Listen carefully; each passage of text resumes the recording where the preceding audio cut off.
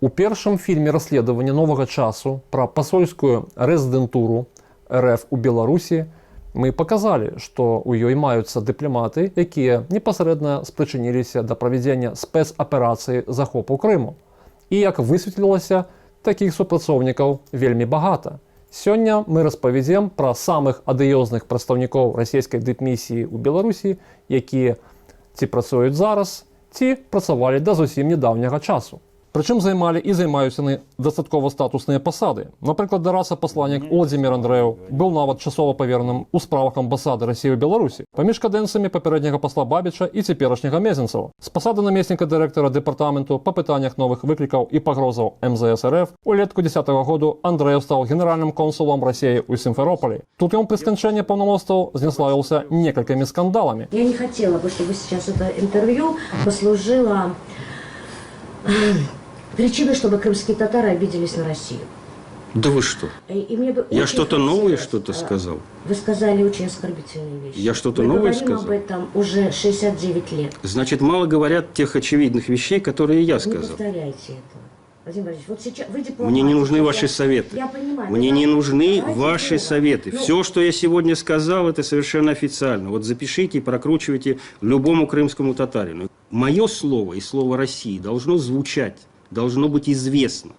Увесну 2013 году Андрэеў у жорсткай форме забараніў расійскай дэлегацыі наведаць у Сімферополі прэм'ерны паказ фільму «Хайтарма», прысвечанага савецкай дэпартацыі крымскіх татараў у 1944 годзе. Что здесь происходит, лейтенант? Здравия желаю. Татарский изменник Родины. Мессер!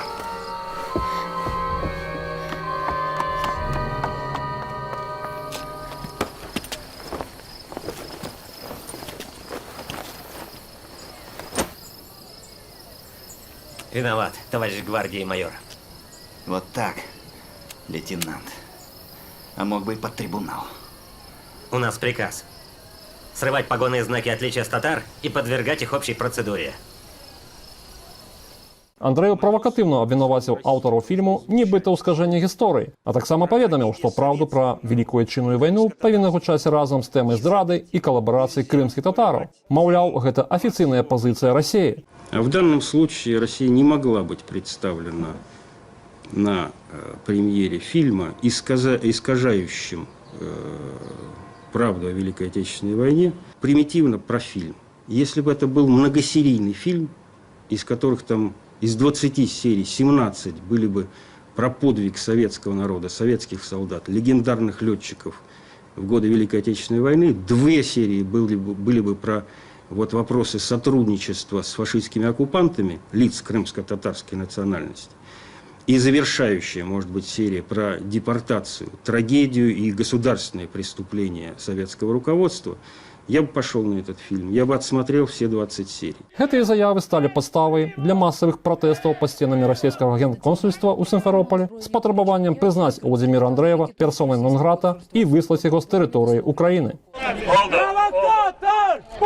Meydanda alınız yerlerinizi alınız, meydanda bayraklar kotarılsın. Konsulara выход! Провокатор! Провокатор!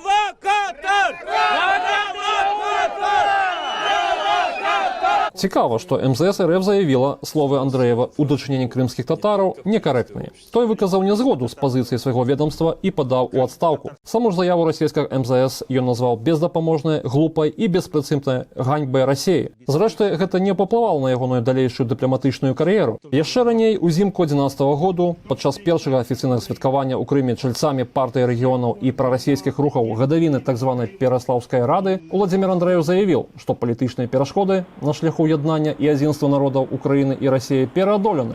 Таксама анансаваў рэалізацыю самых амбіцыйных супольных праектаў і што, маўляў, Крым стане адным з самых яскравых праектаў у бліжэйшыя гады. У выніку Крым стаўся увасабленнем рэваншысцкай неаімперскай палітыкі Расіі ў 21 стагоддзі, стаўся сімвалам татальнай мілітарызацыі, прыдушэння правоў і свабодаў і паўнамаштабных рэпрэсіяў у дачыненні акупаванага насельніцтва. Безумоўна, генеральны кансулят РФ у Сімферополі меў непасрэднае дачыненне да арганізацыі, каардынацыі дзейнасці прарасійскіх палітычных сілаў паўвыспы, з моменту створення консульського представництва до російського воєнного уварування у лютым-сакавіку 2014 року. Яшчэ адным супрацоўнікам расійскай амбасады ў Беларусі, шчыльна звязаным з дзейнасцю ў Крыме, з'яўляецца капітан першага рангу Кірыл Калюшкін. 17 году ён быў пакліканы выконваць функцыі вайсковага і вайскова-паветранага аташэ расійскага дыппрадстаўніцтва ў нашай краіне. З 12 па 14 гады Калюшкін служыў вайсковым-марскім аташэ амбасады Расіі ва Ўкраіне. Паводле дадзеных Цэнтру «Міратворац» і групы інфармацыйны супраціў з'яўляецца падпалкоўнікам галоўнага ўправлення Генштабу Збройных сілаў РФ. У красавіку 14 году у выніку правядзення паспяховай контрвыведвальнай аперацыі Калюшкін быў затрыманы супрацоўнікамі службы бяспекі Украіны на месцы здзяйснення ім агентурнай акцыі. Вы проедете с нами, дальше вы будете отпущены согласно Венской конвенции. Согласно Венской конвенции я с вами ехать не буду. Падчас затрымання ў яго былі выяўлены дакументы сілавых ведомстваў Украіны з грыфамі сакрэтнасці. Яго дзейнасць была прызнаная несумяшчальнай з статусам дыпламата, ён быў абвешчаны персонай нон-грата і высланы з Украіны. І вось праз 3 гады пасля раскрыцця Кірыл Калюшкін быў пераведзены на беларускі напрамак і працуе на ім дагэтуль.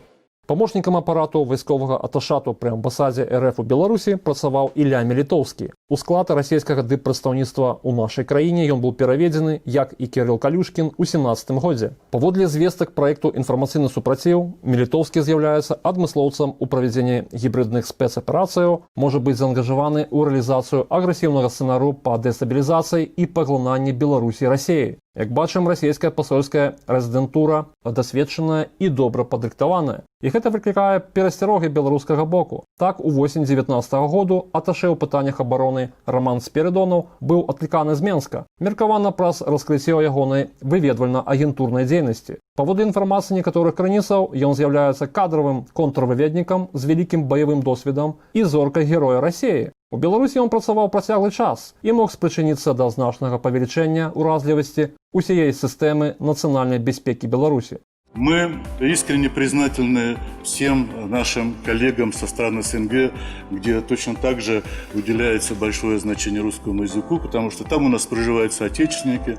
Как вы знаете, Россотрудничество работает в 86 странах мира, у нас 91 представительство, где, конечно же, мы стараемся поддерживать тех граждан, которые интересуются языком, которые хотели бы изучать русский язык, и оказываем соответствующую методическую поддержку. Яшчэ адна знакавая постаць з дыпламатычнага складу расійскай амбасады ў Беларусі – першы сакратар Леонід Макураў, які пачаў выконваць свае паўнамоцтвы ў Беларусі таксама з 17 году і толькі зусім нядаўна пакінуў нашу краіну. З гэтага ж году ён стаяў на чале прадстаўніцтва Россотрудничества. Сваю гісторыю гэтае структурнае падраздзяленне МЗС РФ вядзе ад Саюза савецкіх таварыстваў дружбы і культурнай сувязі з замежнымі краінамі, які на пачатку 90-х гадоў быў трансфармаваны ў Россарубеж-цэнтр. Усе гэтыя органы выкарыстоўваліся для забеспячэння легальнай дзейнасці за мяжой супрацоўнікаў КДБ, а затым іх пераемнікаў з ФСБ. У функцыі прадстаўніцтва Россотрудничества,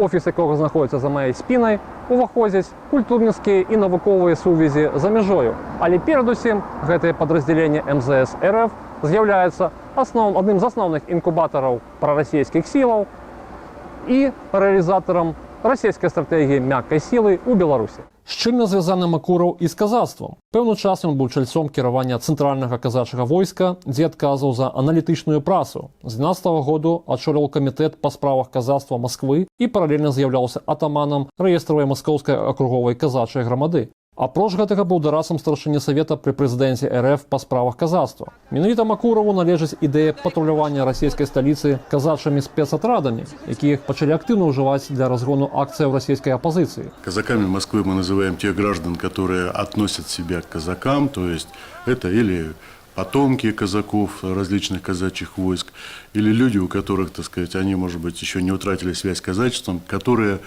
разделяют тот эмоционально-ментальный код, который присущ казакам, то есть их обычное понимание действительности, их традиции, их образ жизни.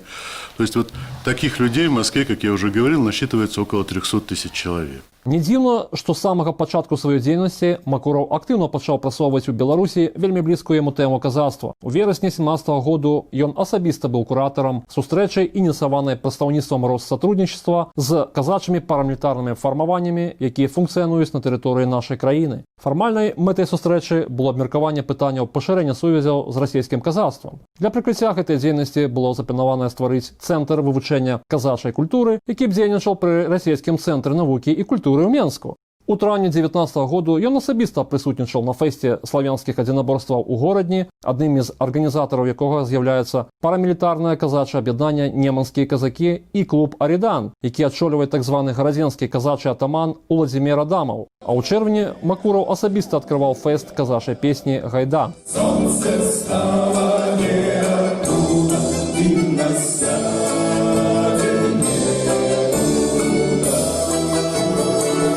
У жніўні 19 году Леонід Макураў удзельнічаў у адкрыцці чарговага расійска-беларускага злёту так званай казачай моладзі ў Смаленскай вобласці. Прадстаўнікі сілавых ведомстваў РФ навучалі дзяцей, у тым ліку з Беларусі, зборцы-разборцы аўтаматаў Калашнікова, праводзілі з імі заняткі рукапашнага бою. Нас точит семя Орды, нас гнет ермо басурман, но в наших венах кипит небо славян и от чудских берегов до ледяной Колымы. Апроч таго, Макураў у свой час стаў адным з ініцыятараў стварэння так званай рускай дактрыны, якую ягоныя стваральнікі называюць у якасці патэнцыйнага асноўнага праграмнага дакументу рускага міра. Суаўтарам Макурава сярод іншых рускамірусаў быў Александр Барадай, удзельнік спецаперацыі захопу Крыму, колішні так званы прэм'ер-міністр і старшыня Савету міністраў тэрарыстычнага ўтварэння ДНР, кіраўнік Союза добровольцев Донбасса. Я, в принципе, выезжал в Крым, абсолютно не понимая, как оно все будет, и был готов к тому, что из Крыма, там, если все провалится и развалится, придется там чуть ли не уходить вплавь. Или на какой-нибудь там утлой лодчонке, или на бревне вообще, так сказать, загребая руками и ногами. Ну, если вообще удастся уйти, в принципе.